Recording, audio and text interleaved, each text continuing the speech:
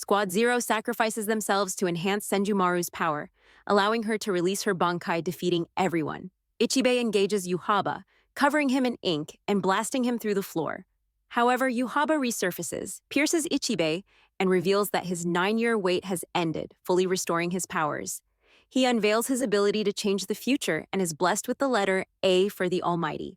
With his awakening, the Stern Ritters gain new powers as well.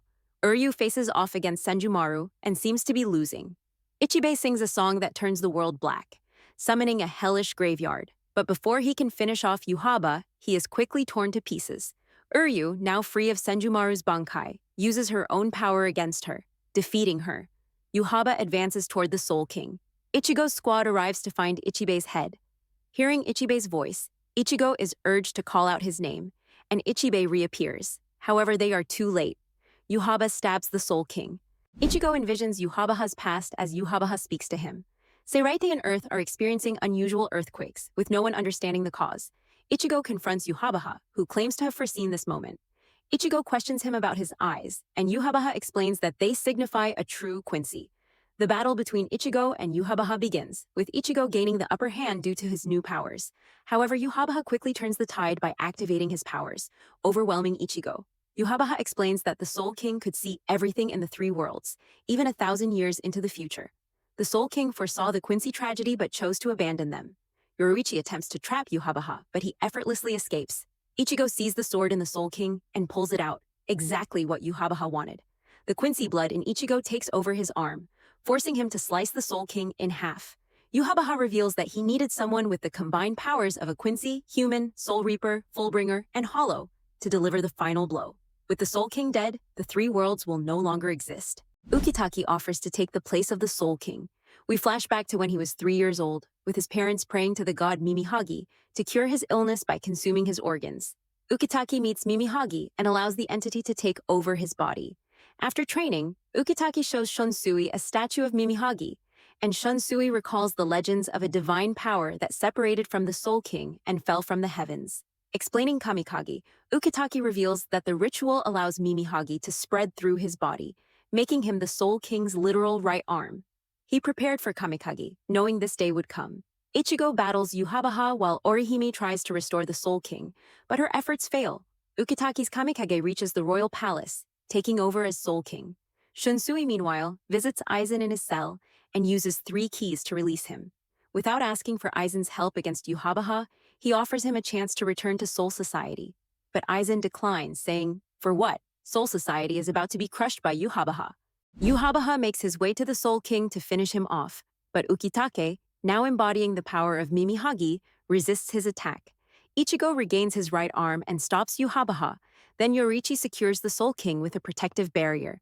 Yuhabaha tries to break through, but Ichigo is there to block the attack. Ishida appears, shooting Yoriichi from behind, causing her barrier to shatter. Taking advantage of the opening, Yuhabaha blasts Ichigo back and moves in on the Soul King. Yoriichi retaliates with balls, but is caught off guard as Parnkshas injures her arm. Ishida defends Yuhabaha, leading to a battle between him and Ichigo. The Ritters engage Chad and the others, quickly overwhelming them. Ichigo and Ishida continue to fight, but Ichigo hesitates to go all out. In that moment, Ishida awakens new powers granted by Yuhabaha. Ishida lands a critical hit that sends Ichigo falling. Yuhabaha completes his assault on the Soul King, shattering him and absorbing his power. Yuhabaha's creatures descend to conquer Soul Society. Nothing seems to stop them until Aizen unleashes his overwhelming spiritual pressure. Kyoraku explains his reasoning for bringing Aizen into the battle. Aizen asks to be released, but Kyoraku refuses. Aizen casts Kurahitsugi to eliminate the creatures while everyone retreats to the R&D lab. When they come back, Aizen proposes to shoot down the royal palace. Aizen tries to shoot it down, but the restraints are keeping his spiritual pressure along with his body. Suddenly, Nanana shoots Aizen, paralyzing him. Then Baz B shoots him. The remaining Stern Ritters, left to die in Seireite, want revenge on Yuhabaha. Kyoraku calls for all members of the 13th Court Guards to gather at the R&D site to generate spiritual pressure to construct a gate to the royal palace. After Kyoraku's pep talk, they prepare to enter the gate. As Ichigo and crew prepare to launch a counterattack, they realize they need a way up backup. No worries, Grimmjow is here. Just as the gate to the royal palace opens, Seraiti begins to fall under Quincy control. Ichigo and Grimjow, initially preparing to clash, are interrupted by Nell. Ruruka and Yukio arrive, revealing their plan to help transport Ichigo's group up to the palace. Yoruichi explains that moving within the Garganta, the space connecting the realms, requires continuous release of spiritual pressure due to its repressive nature. The gate is starting to waver, prompting Kuratsuchi to stabilize it using a spiritual amplifier to channel more power. Ichigo's crew reaches the palace to find it transformed into a Quincy cityscape. Kyoriku's team arrives and realizes the same thing. The city lifted from Serete earlier has been restructured atop what used to be the royal palace. Yoruichi senses her brother, Yushiro. Byakuya explains that the enemy side holds control of all of the reishi in the area. Kyoriku detects Ichigo's spiritual pressure, reassuring everyone that they're not alone. A massive palace appears, as if openly inviting them. The Quincy's announce the completion of their new domain, calling it Varvelt. Yuhabaha deploys the Quincy's to confront the Soul Reapers as the Soul Society charges in with full force. Kurotsuchi reopens the gate, intending to travel alone, but is surprised by Kenpachi. Askin is the first to engage, facing off against Grimjow. Grimjow battles Askin, but succumbs to Askin's deadly poison. Lil begins sniping Soul Reapers from a distance. Renji is caught off guard by a sneak attack from none other than Uryu. Renji and Uryu engage in an intense duel, showcasing their enhanced abilities. Just as Askin is about to finish Grimjow, Ichigo arrives. Renji uses Hiatensho, but Uryu counters with Federzwinger, draining Renji's spiritual pressure and rendering his Shikai and Bankai ineffective. Renji breaks free and unleashes his Bankai, So O Zabumaru. Uryu, however, overpowers Renji's Hikotsu Taiho with a devastating arrow, piercing Renji and leaving him defeated. Kenpachi and Kuratsuchi encounter Pernita. Kenpachi charges recklessly but loses an arm in the process. As he attempts another attack, Pernita almost finishes him off. But Kuratsuchi intervenes, paralyzing Kenpachi to prevent further injury. Kuratsuchi begins analyzing Pernita's abilities, discovering its body is composed of nerves. Pernita then turns into the Soul King's left arm. Kuratsuchi narrowly evades an attack, but triggers a massive explosion. It's revealed to be part of his explosive armor. Kuratsuchi blows up Pernita, leaving nerves scattered on the ground. Kuratsuchi observes as Pernita's nerves reassemble and attempts to seize him by attaching to his arms.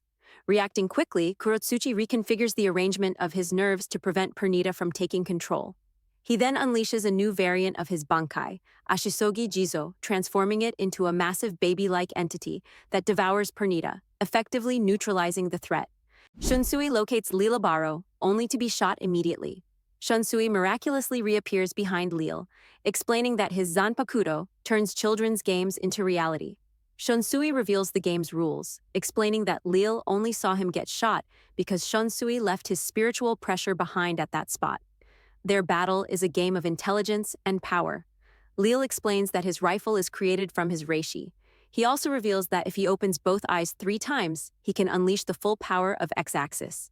Lil transforms into Zilliel, a divine and powerful being. Shunsui is injured and narrowly escapes as Zilliel gives chase. Shunsui activates his Bankai, and the world changes color. His Bankai has 4 acts. Act 1, wounds are shared with the enemy. Act 2, the enemy is infected with a fatal disease. Act 3, both are submerged in an inescapable ocean. Shunsui talks with Ohana, his Zanpakuto spirit, then proceeds to Act 4, decapitation. Pernita destroys Ashisogi Jizo from the inside, leaving Kuratsuchi shocked as he notices Pernita's vocabulary expanding. It's evolving. Nemu saves Kuratsuchi from being pierced by an arrow, then Kuratsuchi saves her. Kuratsuchi and Nemu enact a plan to neutralize Pernita by using a nerve coagulation agent. Pernita begins speaking like Kenpachi, prompting Kuratsuchi to realize that it evolves by absorbing data from anything its nerves connect to.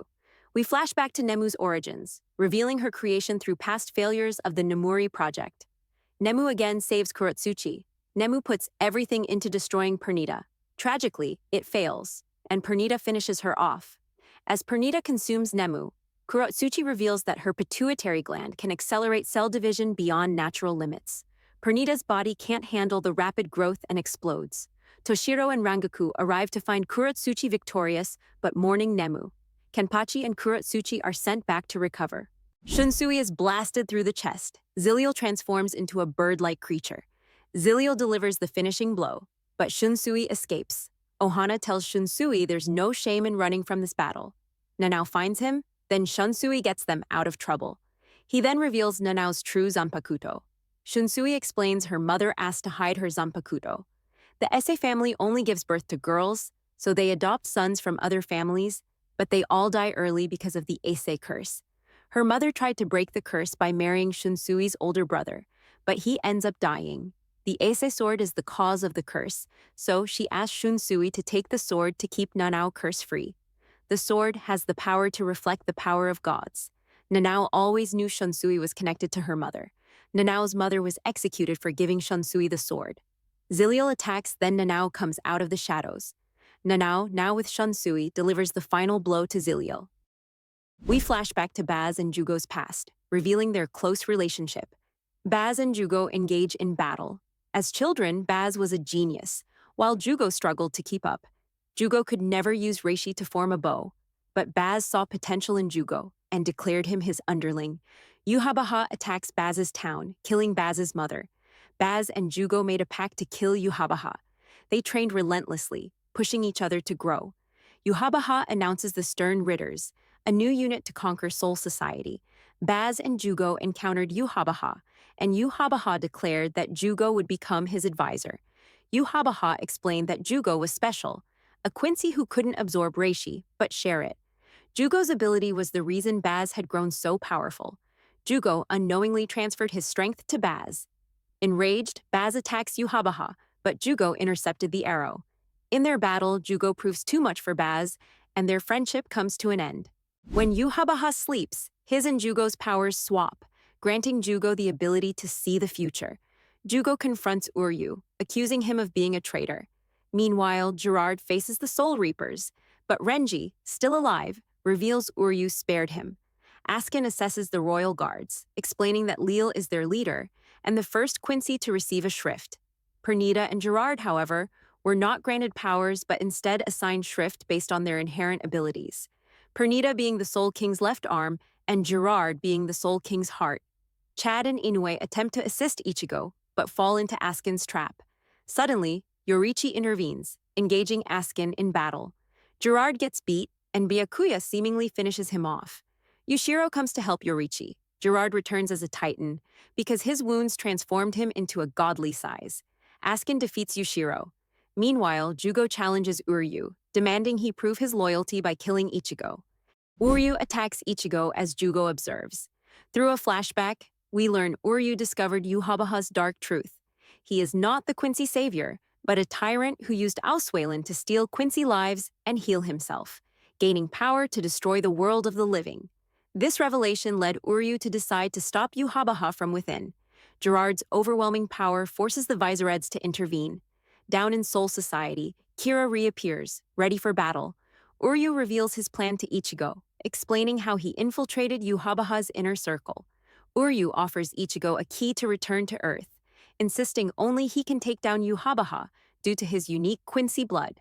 However, their conversation is overheard by Jugo. Reluctantly, Ichigo and his allies leave, leaving Uryu and Jugo to face off. Isshin and Ryukin arrive as reinforcements. Despite their efforts, Yuhabaha defeats the Quincy girls. Ichigo and company press on, determined to confront Yuhabaha.